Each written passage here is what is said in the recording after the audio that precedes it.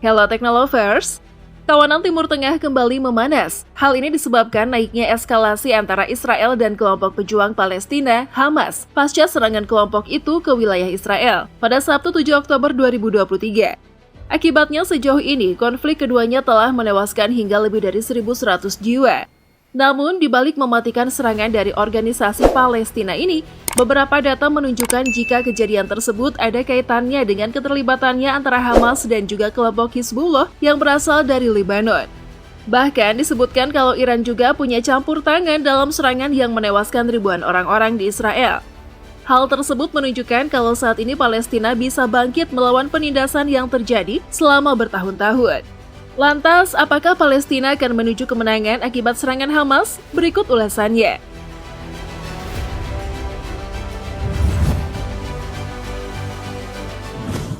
Karena kejadian yang terjadi di Israel membuat kubu dari blok barat juga ikut kebakaran jenggot dan tidak akan tinggal diam saja.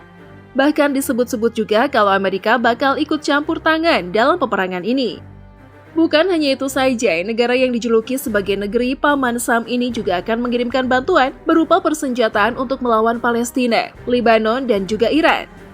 Parahnya lagi, kabarnya kapal induk Amerika USS Gerald Harford sudah dikerahkan di dekat perairan Israel untuk menyerang Palestina, dan Amerika juga mengirimkan pesawat tempur F-35, F-15, F-16, dan A-10 Angkatan Udara AS untuk menambah skuadron.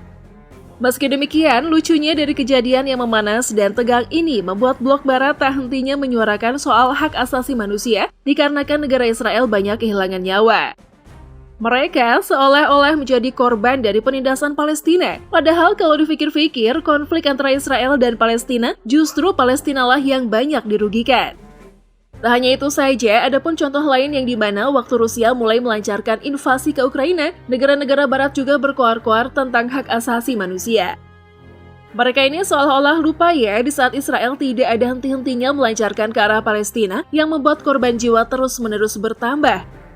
Hebatnya mereka seolah pura-pura tuli dan tidak mendengar apapun dan tutup mata di saat warga Palestina menderita akibat peperangan yang tidak ada ujungnya ini.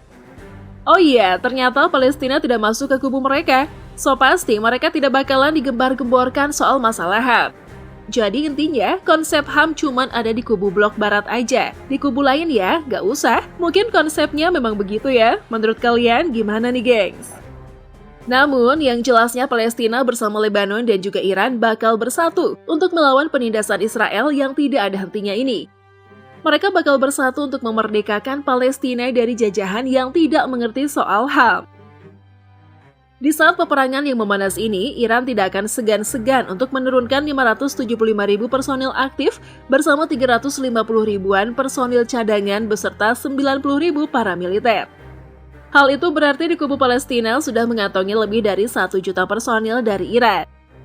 Tak henti di situ saja, beberapa pasukan Lebanon juga siap meluncurkan personilnya, seperti 80.000 personil aktif yang dikerahkan bersama 25.000 paramiliter yang bakal siap meluncur kapan saja jika dibutuhkan. Jadinya, dari Lebanon totalnya yakni mencapai 150.000 personil. Hal itu belum termasuk dengan seluruh pasukan yang masuk dalam organisasi Hamas. Bagi yang belum tahu siapakah Hamas ini, Hamas sendiri secara politisi menguasai jalur Gaza, wilayah seluas sekitar 365 km persegi yang merupakan rumah bagi sekitar 2,3 juta orang, tetapi diblokade oleh Israel. Dari segi nama, Hamas merupakan singkatan dari Gerakan Perlawanan Islam dan dalam bahasa Arab berarti semangat. Hamas telah berkuasa di jalur Gaza sejak 2007. Setelah perang singkat melawan pasukan Fatah yang setia kepada Presiden Mahmud Abbas, Kepala Otoritas Palestina dan Organisasi Pembebasan Palestina. Gerakan Hamas didirikan di Gaza pada 1987 oleh seorang imam Sheikh Ahmed Yassin dan ajudannya Abdul Aziz Al-Rantisi. Jadi di kubu Palestina mereka sudah mengantongi 1,1 juta personil untuk melancarkan serangan. Sedangkan untuk negara Israel sendiri cuma diisi 173.000 personil aktif beserta 465.000 personil cadangan dan juga 80.000 paramiliter.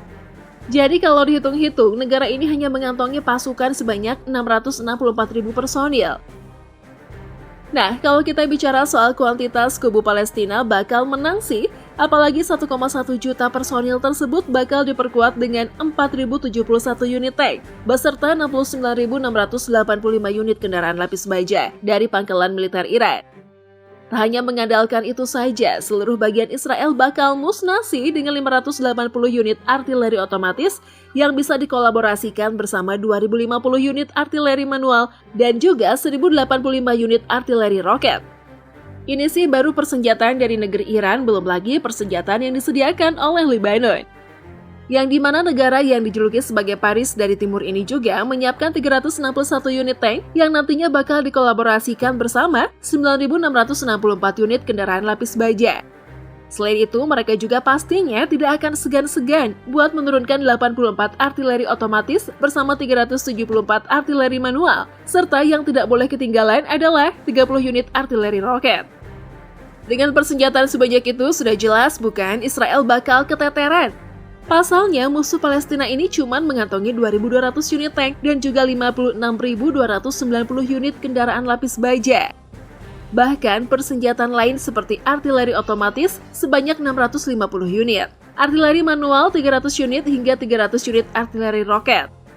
Kalau dibandingkan dengan bantuan yang didapatkan oleh Palestina dari Iran dan Lebanon sih membuat Israel tidak mampu.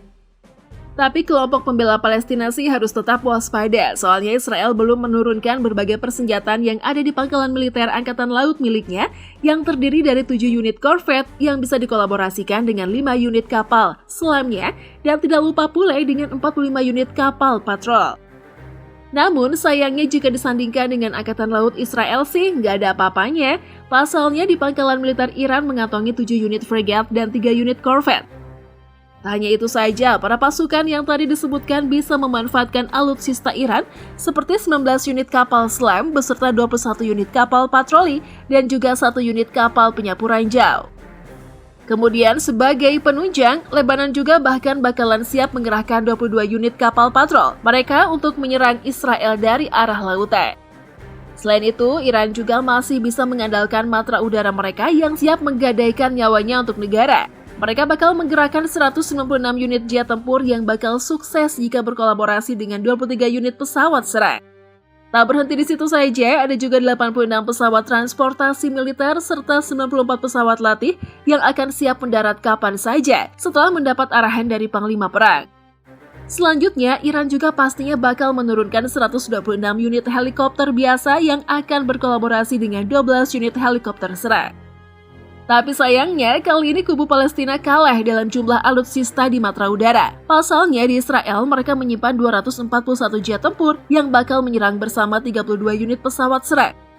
Belum lagi ada 15 unit pesawat transportasi militer yang nantinya bakal turun bersama 153 unit pesawat latih. Selain itu, Israel masih diperkuat dengan persenjataan seperti 126 unit helikopter biasa dan juga 48 helikopter serang. Meski demikian, yang perlu digarisbawahi, jangan lupa masih ada Lebanon yang juga siap menyokong persenjataan untuk berperang dengan Israel. Wajar saja kalau gabungan antara Iran dan Lebanon bisa membuat Palestina menjadi lebih kuat.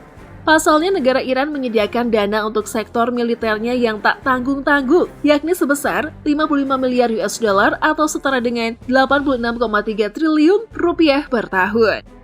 Terlebih lagi untuk Lebanon menganggarkan biaya militernya sebesar 1 miliar US dollar atau setara dengan 15,6 triliun rupiah per tahun.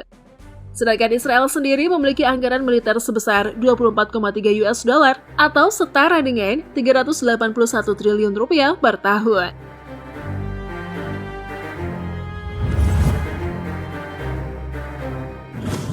Masih semakin panas ya peperangan antara Israel dan Hamas, apalagi disokong oleh keterlibatan negara lain. Gimana menurut kalian? Coba berikan tanggapannya. Oke, terima kasih sudah menonton dan sampai jumpa.